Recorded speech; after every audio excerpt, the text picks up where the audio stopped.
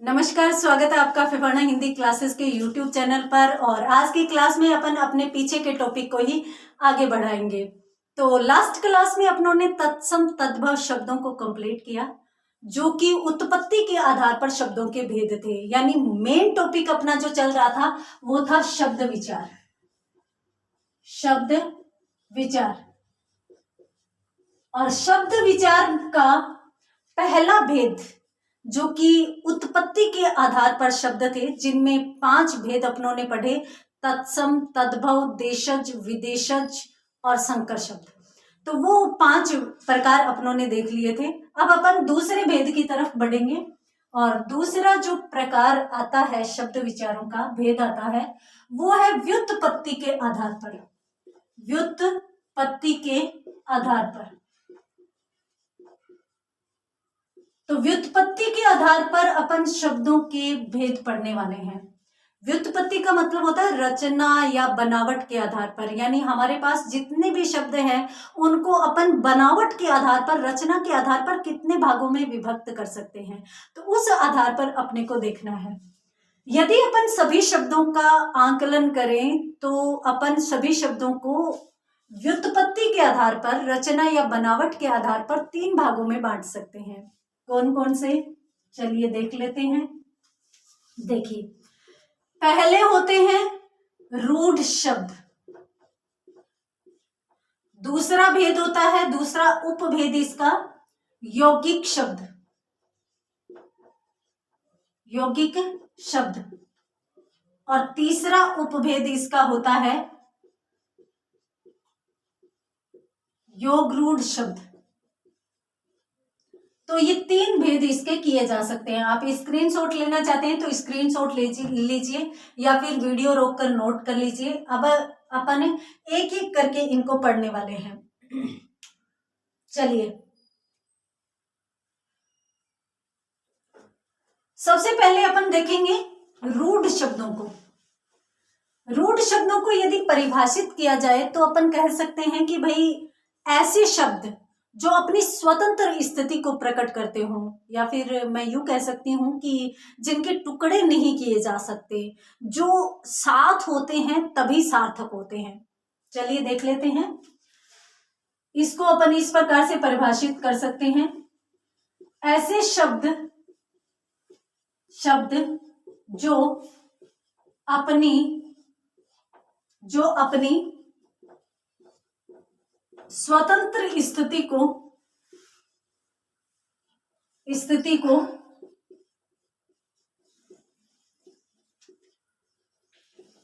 प्रकट करते हों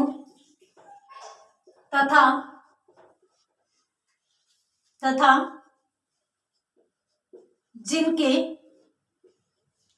टुकड़े नहीं किए जा सकते हों। अब इसका मतलब ये हो जाएगा टुकड़े नहीं किए जा सकते हों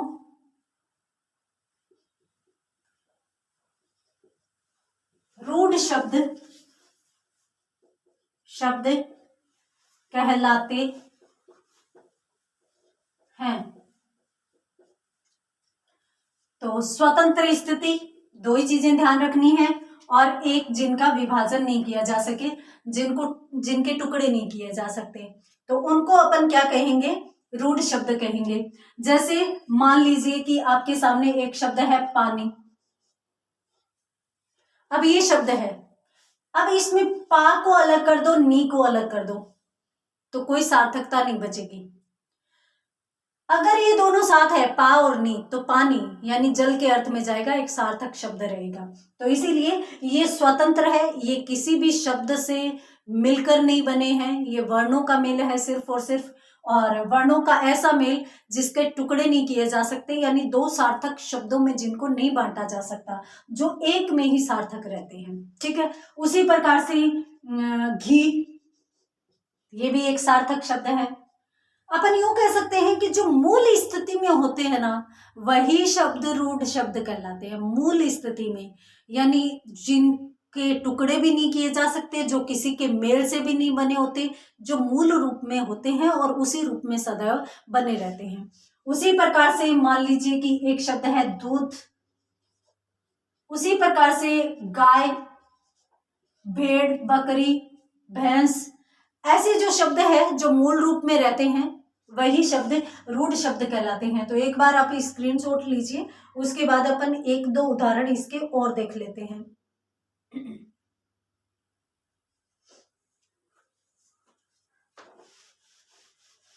रूढ़ शब्दों में यदि अपन दो चार शब्द और देखें तो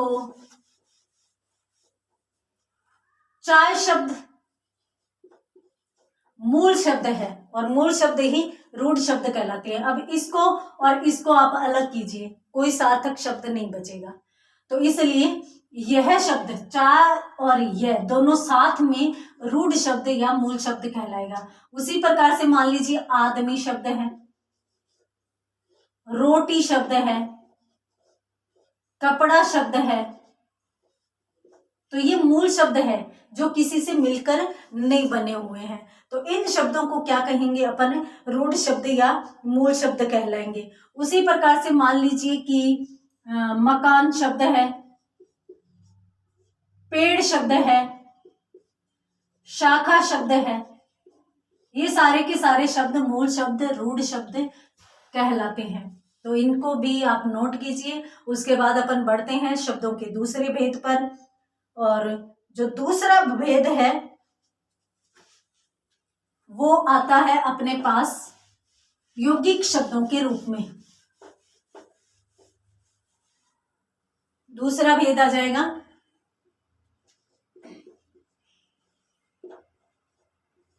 यौगिक शब्द। यौगिक जैसा कि नाम से स्पष्ट है, योग से बना है, योग का मतलब जोड़। तो कहीं भी कम से कम दो शब्द मिलकर किसी शब्द का निर्माण कर रहे हो तो वो शब्द कहलाएगा यौगिक शब्द। यहाँ पर ध्यान दीजिएगा, मैंने बोला है कम से कम दो शब्दों का मेल, यानी ज्यादा भी मिल सकते हैं परंतु कम से कम दो शब्द तो मिलने ही मिलने चाहिए, ताकि अपन उनको अलग करें तो भी दोनों सार्थक अर्थ लेकर जाएं। तो वे शब्द क्या कहलाएंगे, यौगिक शब्द कहलाएंगे। तो इसकी परिभाषा अपन इस प्रकार से दे सकते हैं, ऐसे शब्द जो कम से कम दो शब्दों के मेल से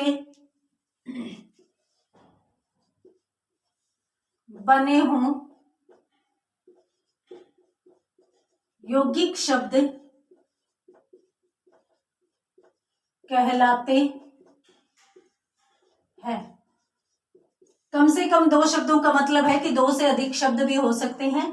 यहां पर आप एक चीज और भी ऐड कर सकते हैं कि ऐसे शब्द जो कम से कम दो सार्थक शब्द भी हो सकता है। यहाँ पे कि जो दो सार्थक शब्द है उनको मिलाकर यदि अपन एक तीसरा नव निर्मित शब्द बना लेते हैं, नया शब्द निर्माण कर लेते हैं, तो वो शब्द भी किस में जाएगा, यौगिक शब्दों में जाएगा। देखिए जैसे यदि, हाँ एक बार इसको आप नोट कीजिए, स्क्रीनशॉट लगा लीजिए, सॉरी स्क्रीनशॉट ले लीजिए। उसके बाद मैं एक चीज और बता देती हूँ, इसमें आप है ना इसको और अधिक क्लियर करने के लिए नोट लगाकर एक चीज और लिख लीजिए।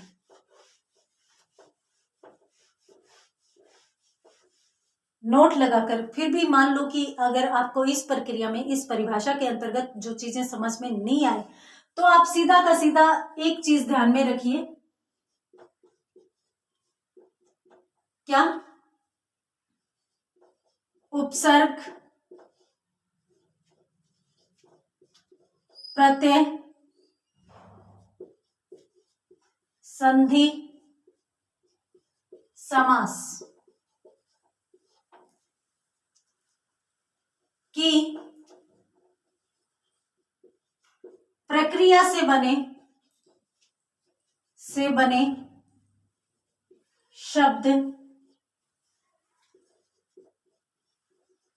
यौगिक शब्द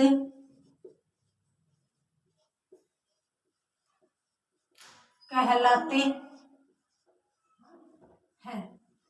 यानी जहां भी आपको उपसर्ग युक्त शब्द दिखे, देखिए उपसर्ग सामान्यतः शब्दांश होते हैं, उपसर्ग और प्रत्यय दोनों ही। और ऐसा मूल व्याकरण को यदि अपन समझें तो उपसर्ग और प्रत्ययों का कभी कोई अर्थ नहीं होता, वे सिर्फ और सिर्फ शब्दांश होते हैं, परंतु उनका अर्थ जाता है। अब किसी भी उपसर्ग को किसी भी मूल शब्द के साथ अपन जोड़ते हैं तो उसका अर्थ परिवर्तित हो जाता है। थोड़ा सा मैं समझाती हूँ। जैसे मान लीजिए एक मूल शब्द है हार, ठीक है। अब हार के साथ मैंने उपसर्ग लगाया, तो वैसे देखेंगे तो उप का कोई सार्थक अर्थ नहीं होता, ये शब्दांश है, पूरा शब्द नहीं है, इसलिए इसका कोई अर्थ नहीं है। परंतु हार को यदि अपन देखें तो वैसे तो पराजय में भी जाता है, गले के आभूषण में भी जाता है, परंतु जैसे ही अपनों ने उपसर्ग उप लगाया वहां पर ये शब्द बन जाएगा उपहार, और उपहार किस अर्थ में जाएगा? भेंट के अर्थ में चला जाएगा। यानी ये शब्द के अर्थ को परिवर्तित कर देते हैं, तो इसलिए अपन इसको भी इसमें शामिल कर सकते हैं। उसी प्रकार से यदि हार के साथ अपन और उपसर्ग जोड़ें, जैसे वी जोड़ दें, अव जोड़ दें हार के साथ, तो ये शब्द क्या बन जाएगा? व्यवहार हो जाएगा। और व्यवहार का सार्थक अर्थ क्या होता है? व्यवहार एक सार्थक शब्द है जिसका अर्थ होता है आचरण। तो यहां पर देखिए वी और अव शब्दांश मात्र है, तो इनका कोई अर्थ नहीं होता, परंतु जैसे ही ये किसी मूल शब्द के साथ जुड़े तो इन्होंने इसके अर्थ को परिवर्तित कर दिया। तो इसलिए अपन यहाँ पर उपसर्ग और प्रत्यय दोनों ही स्थितियों वाले शब्दों को किस में लेकर जाते हैं? यौगिक शब्दों में लेकर जाते हैं। इसको आप ध्यान से समझिएगा। अगर फिर भी समझ में नहीं आया है तो कमेंट बॉक्स में लिखिएगा, आपको फिर से समझा दिया जाएगा। अब ये 4 प्रकार के शब्द इसके अंतर्गत आते ही आते हैं। सामासिक पद आ जाएंगे, संधि शब्द आ जाएंगे, उपसर्ग प्रत्यय से बने शब्द आ जाएंगे। इसके साथ साथ यदि अपन कुछ उदाहरण देखना चाहें कि जैसे इसमें कौन कौन से शब्द आते हैं, तो इनसे बने हुए किसी भी शब्द को अपन ले सकते हैं। जैसे मान लीजिए कि एक शब्द है, सीधा का सीधा शब्द अपन लेते हैं पाठशाला, जो अपनों ने यौगिक शब्दों की परिभाषा देखी थी कि कम से कम 2 शब्दों का मेल, और 2 शब्दों के मेल से एक नया सार्थक शब्द बना लिया गया। पाठ और शाला को मिलाकर के पाठशाला बना लिया गया, जो भी एक सार्थक शब्द है। तो ये किस में जाएगा? यौगिक में, क्योंकि ये 2 शब्दों का मेल हो रहा है। उसी प्रकार से मान लीजिए कि एक शब्द है स्वागत, ठीक है। ये तो अपनी पहली परिभाषा के अकॉर्डिंग सीधा का सीधा शब्द आ गया। स्वागत ये उपसर्ग वाला शब्द आ गया। उसी के साथ यदि अपन शब्द देखें एक व्यायाम, तो व्यायाम शब्द भी इसी के अंतर्गत आ जाता है। एक बार आप स्क्रीनशॉट लीजिए और उसके बाद अपन इसमें कुछ और उदाहरण भी देख लेते हैं। चलिए, हाँ, इसमें यदि अपन कुछ और शब्दों को देखें तो देखिए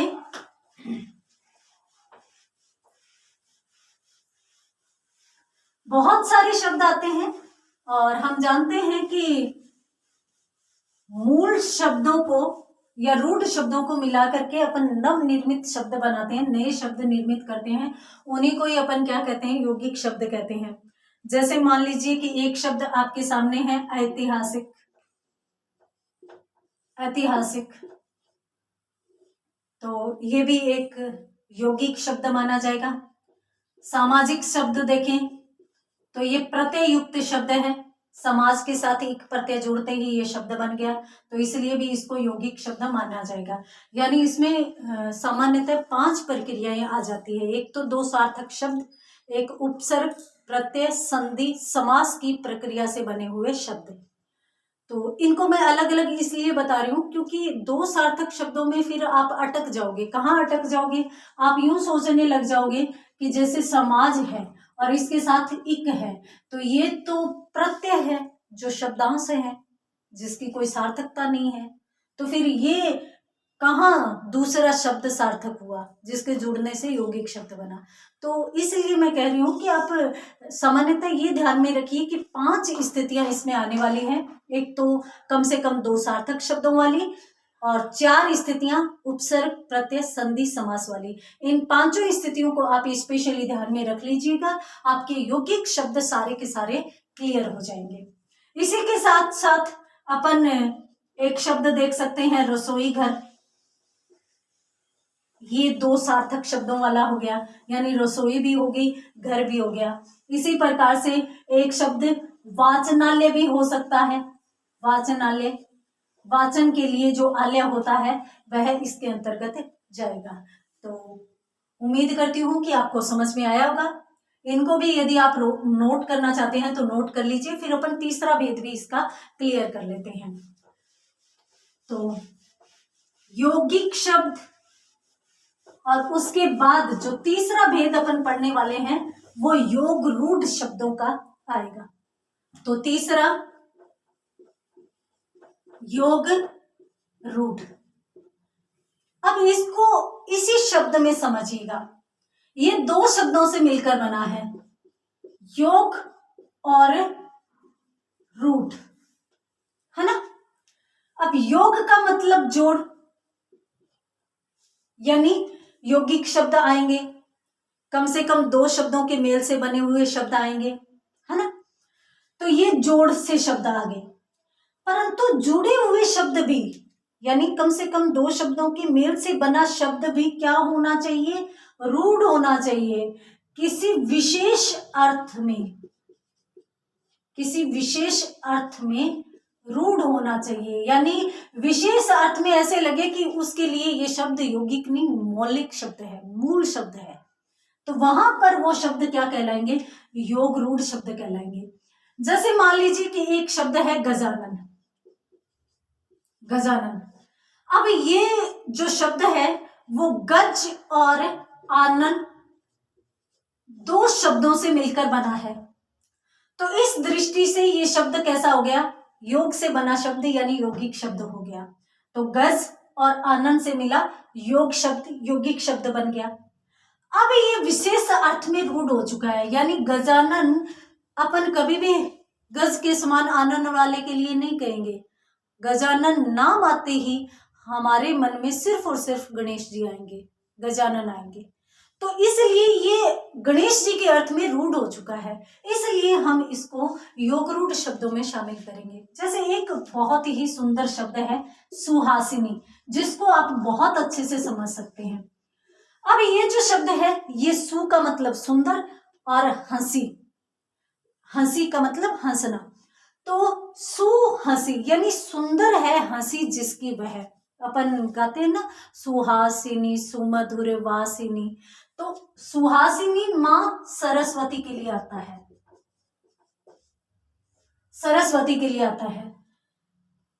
तो क्या हम कोई भी ऐसी महिला जिसकी हंसी बहुत सुंदर है उसको सुहासिनी बोल देंगे? नहीं बोलेंगे।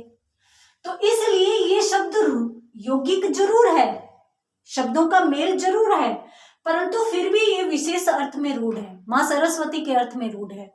अब अपन इस शब्द को किसी भी महिला के लिए प्रयोग में न लाकर सिर्फ और सिर्फ मां भारती के लिए प्रयोग में लाएंगे, इसलिए ये मां सरस्वती के अर्थ में रूढ़ होने के कारण इसको भी योग रूढ़ शब्द कहा जाएगा, यौगिक शब्द नहीं कहा जाएगा।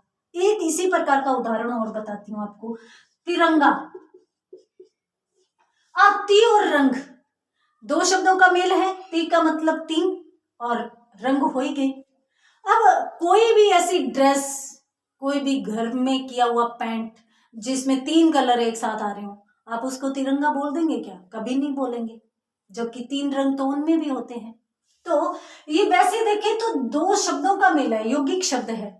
जबकि अपन ने अभी थोड़ी देर पहले यौगिक शब्दों में रसोई घर देखा था, तो जहां भी रसोई बनती है उसको अपन रसोई घर कह देते हैं, जबकि यहाँ पर जहां भी 3 रंग हो उसको अपन तिरंगा कभी नहीं बोल पाएंगे। क्यों? क्योंकि ये राष्ट्र ध्वज के रूप में रूढ़ हो चुका है। तो तिरंगा राष्ट्र ध्वज के अर्थ में जाता है, इसलिए उस अर्थ में रूढ़ होने के कारण इसको योगरूढ़ शब्द कहा जाएगा, यौगिक शब्द नहीं कहा जाएगा। अब आ जाइए ट्रिक पर। यदि आपको फिर भी समझ में नहीं आया है तो बहुब्रीहि समास के सभी उदाहरण योगरूढ़ शब्द ही होते हैं। ये चीज आप नोट लगाकर लिख सकते हैं, नोट लगाकर कि बहुब्रीहि समास के सभी उदाहरण